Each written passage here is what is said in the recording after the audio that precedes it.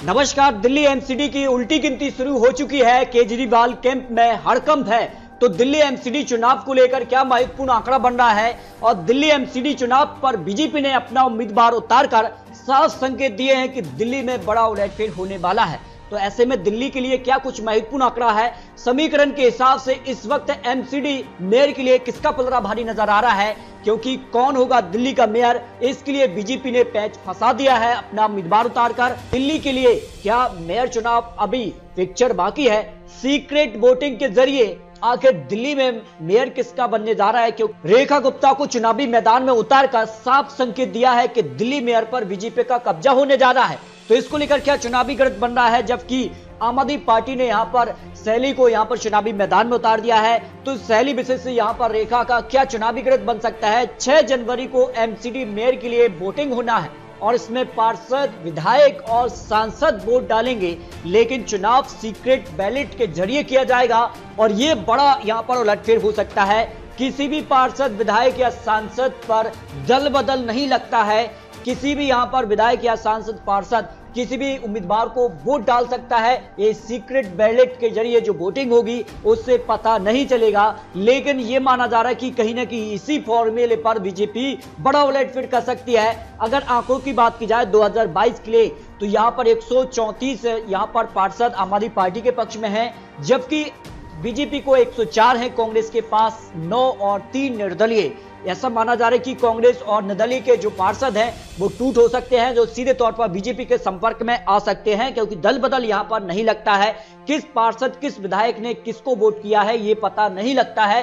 Secret voting के जरिए जो चुनाव प्रक्रिया होने जा रही है। बीजेपी ने रेखा गुप्ता को यहां पर मेयर उम्मीदवार के लिए उम्मीदवार घोषित किया है, जबकि डिप्टी मेयर के लिए कमल बागड़ी को चुनावी मैदान में उतार दिया है। तो बीजेपी ने यह दावा किया है एक बड़े अंतर से चुनाव जीतने वाले हैं। तो बीजेपी के पास बहुमत का आंकड़ा है या नहीं, इसकी आंकड़े आपको दिखाने वाले हैं। आपकी मेयर के लिए कैंडिडेट जो है सैली ओबरॉय को यहां पर चुनावी मैदान में उतार दिया है। इसके अलावा अगर बात की जाए तो डिप्टी मेयर के लिए आले मोहम्मद इकबाल को उम्मीदवार आम आदमी पार्टी ने घोषित किया है। इस तरह से बीजेपी और आम आदमी पार्टी में कड़ी टक्कर होने की संभावना लगाई जा रही है, लेकिन किसके पास बहुमत का आंकड़ा है, किसके पास यहां पर जो है एमसीडी मेयर के लिए यहां पर बहुमत का आंकड़ा मिल सकता है? सीक्रेट वोटिंग के पीछे क्या राज है? आम आदमी पार्टी, बीजेपी, किसका ताज सजेगा दिल्ली में? क्योंकि यहां पर जो एमसीडी चुनाव थे उसमें कहीं ना कहीं एक बड़ा अंतर देखने को मिला था, लेकिन अब एमसीडी मेयर के लिए जो वोटिंग होगी 6 जनवरी को, उस पर बड़ा उलटफेर होने की संभावना लगाई जा रही है। तो दिल्ली में क्या खेला होने वाला है? आखिर क्या आंकड़ा बन सकता है दिल्ली के लिए? जो समीकरण है वो भी आपको यहां पर दिखाने वाले हैं, लेकिन इससे पहले आपको बता दें कि दिल्ली के अलावा बीजेपी चंडीगढ़ में इसी तरह का खेला कर चुकी है और इसी तर्ज पर वो चाहेंगे कि कहीं ना कहीं दिल्ली में वो मेयर बना लें। तो क्या रहा था चंडीगढ़ का आंकड़ा?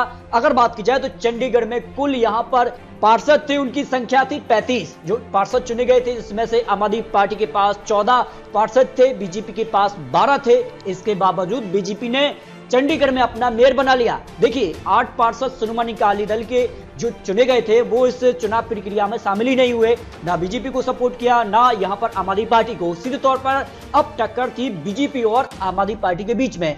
ऐसे में मेयर के लिए 14 वोट की जरूरत थी, जिसमें अगर बात की जाए तो कांग्रेस के एक पार्षद का समर्थन बीजेपी को चला गया। इसके अलावा बीजेपी का आंकड़ा आपके बराबर यानी 14 हो गया और एक यहां पर सांसद चंडीगढ़ से उनका सपोर्ट मिला, तो इस तरह से बीजेपी का आंकड़ा 14 वोट तक पहुंच गया। लेकिन आखिर में आम आदमी पार्टी का एक वोट नष्ट हो गया, जिसके चलते आम आदमी पार्टी का आंकड़ा 13 पर रह गया और बीजेपी 14 वोट के साथ चंडीगढ़ में मेयर बना लेगी। लेकिन अब दिल्ली के लिए बात की जाए तो 5 साल में 5 मेयर बना जाएंगे, जिनमें पहला जो यहां पर मेयर होंगे वो महिला होंगी। तो दोनों ही यहां पर बीजेपी और आम आदमी पार्टी ने मेयर के लिए यहां पर महिला उम्मीदवार का ऐलान कर दिया है और यह दावा किया जा रहा है कि कहीं ना कहीं उनके पास बहुमत का आंकड़ा है। इसमें बीजेपी के पास क्या आंकड़ा बन सकता है?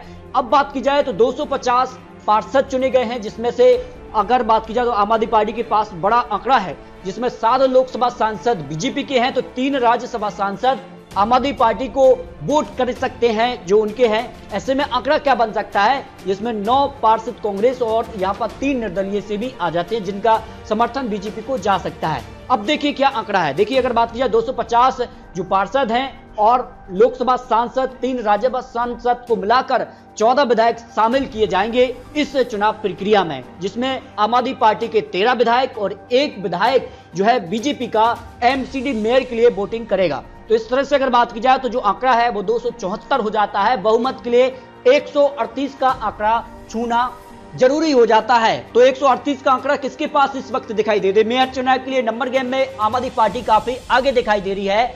बीजेपी के पास केवल 113 और आम आदमी की पार्टी 150 वोट इस समय दिखाई दे रहे हैं, जो गणित बन रहा है। लेकिन माना यह जा रहा है कि अंदरूनी जो यहां पर खबर है उस हिसाब से कई पार्षद टूट सकते हैं, यहां पर जो खलबली देखने को मिल सकती है। इसके अलावा अगर बात की जाए तो सीक्रेट वोटिंग भी होगी, जिसमें दल बदल नहीं लगता। तो ऐसे में जो आंकड़ा है वो किसके पक्ष में जाएगा? आपके पास 134 पार्षद, 3 सांसद और 13 विधायकों के समर्थन से 150 का आंकड़ा है, जबकि बीजेपी के पास 113 का आंकड़ा है। ऐसे में कांग्रेस के जो पार्षद हैं, 3 निर्दलीय पार्षद हैं, उनकी टूट भी होती है तो बीजेपी करीब 120 के आसपास पहुंच सकती है, लेकिन 138 का आंकड़ा उनको चाहिए। ऐसे में माना यह जा रहा है कि क्या आम आदमी पार्टी के जो पार्षद हैं उनमें यहां पर खलबली देखने को मिलेगी या नहीं, ये काफी महत्वपूर्ण हो जाता है। फिलहाल जो समीकरण बन रहा है उसमें आम आदमी पार्टी के पास बहुमत का आंकड़ा है, 150 वोट उनके पास हैं और बीजेपी के पास 113 का ही आंकड़ा बनता नजर आ रहा है, जो आंकड़े यहां पर निकल कर आ रहे हैं। लेकिन क्या होने वाला है? क्या दिल्ली एमसीडी के लिए यहां पर बीजेपी उम्मीदवार जीतेंगी या फिर आम आदमी पार्टी की ही उम्मीदवार जीतेंगी, ये काफी महत्वपूर्ण हो जाता है। लेकिन यह माना जा रहा है कि सीक्रेट वोटिंग के जरिए कहीं खेला हो सकता है। यह माना जा रहा है कि दिल्ली के लिए बड़ा उलटफेर भी हो सकता है, जो अनुमान लगाया जा रहा है, क्योंकि इससे पहले चंडीगढ़ में भी बड़ा उलटफेर देखने को मिला था। इसके अगर बात की जाए तो क्या दिल्ली में बड़ा उलटफेर होगा? ये 6 जनवरी को यहां पर पार्षद, विधायक और सांसद तय करेंगे कि दिल्ली के लिए मेयर किसका बनने वाला है। तो आपको अपनी राय कमेंट बॉक्स में जरूर रखनी है। मिलते हैं दोस्तों और लेटेस्ट और महत्वपूर्ण विश्लेषण के साथ, तब तक के लिए जय हिंद, जय भारत।